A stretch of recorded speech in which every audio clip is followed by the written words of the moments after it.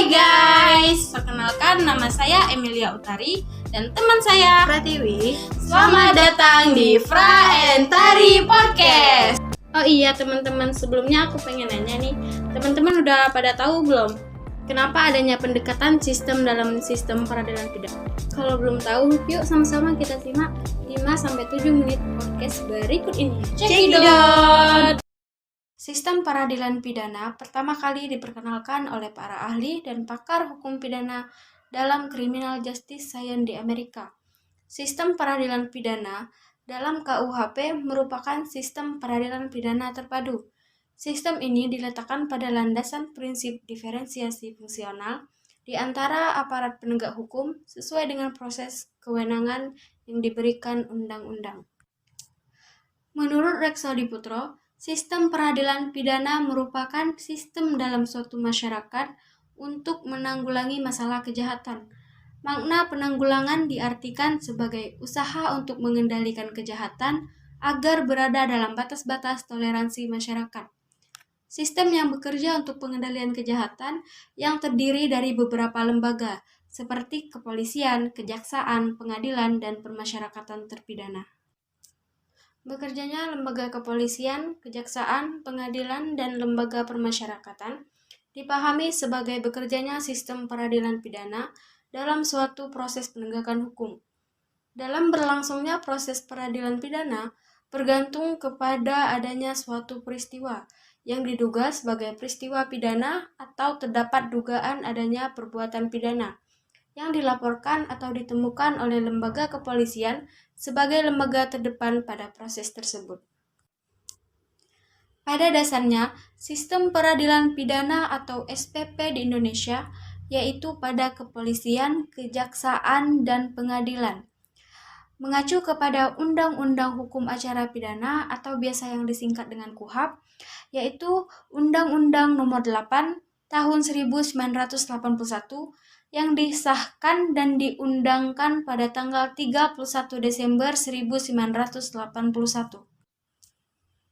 Menurut Romli Atmasasmita, ada 3 poin bentuk pendekatan dalam sistem peradilan pidana. Untuk poin yang pertama, pendekatan normatif.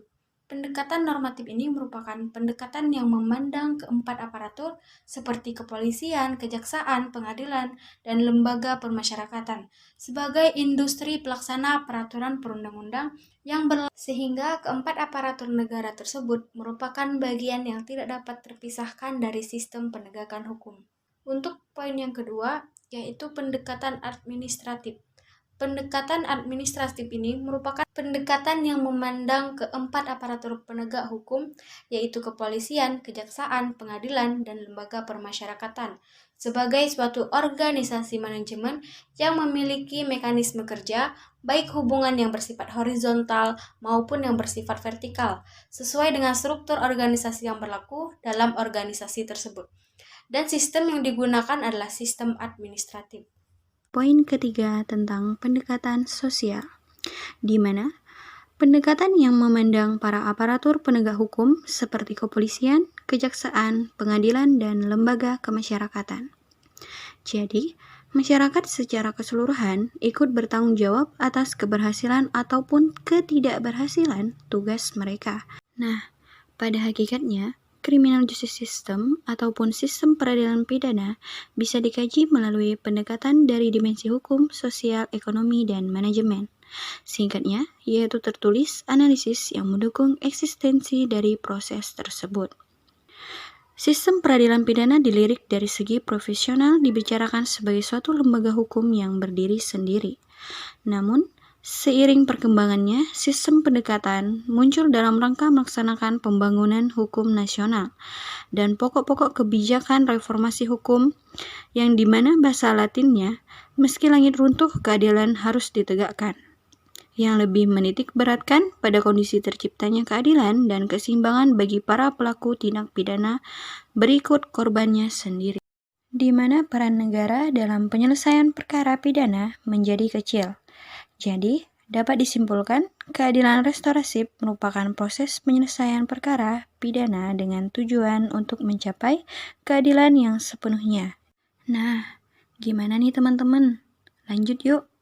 lebih tertarik kan untuk mendalami tentang keadilan restoratif ataupun restoratif justice? Yuk, berikut ini kita lanjut tentang kesimpulan dari beberapa hal mengenai keadilan restoratif.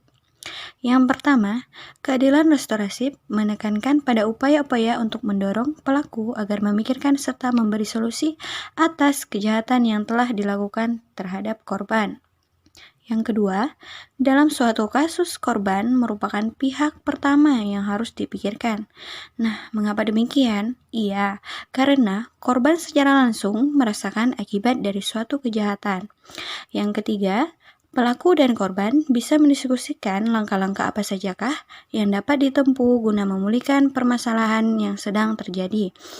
Yang keempat, negara atau pemerintah harus bisa memastikan bahwa kesepakatan tersebut tidak menimbulkan konflik yang berkepanjangan. Yang kelima, masyarakat merupakan bagian dalam pelaksanaan keadilan restoratif antara pelaku dan korban untuk mendorong dan mendukung penyelesaian masalah. Nah, singkatnya, aspek pemidanaan merupakan puncak dari sistem peradilan pidana, yaitu dengan dijatuhkannya putusan hakim. Ingin update seputar komunikasi praktis?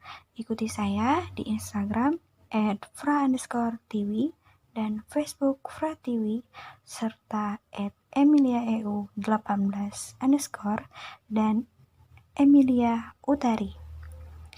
Sampai jumpa di next kesempatan. Terima kasih telah mendengarkan Fra dan Tari Podcast. Untuk lebih lanjut, silakan komen, like, and subscribe. Saya tutup dengan pantun, penjahit benang membawa peti, Ibu Wahyuni menjahit kebaya. Saya pamit untuk undurkan diri. Terima kasih atas perhatiannya. Dadah.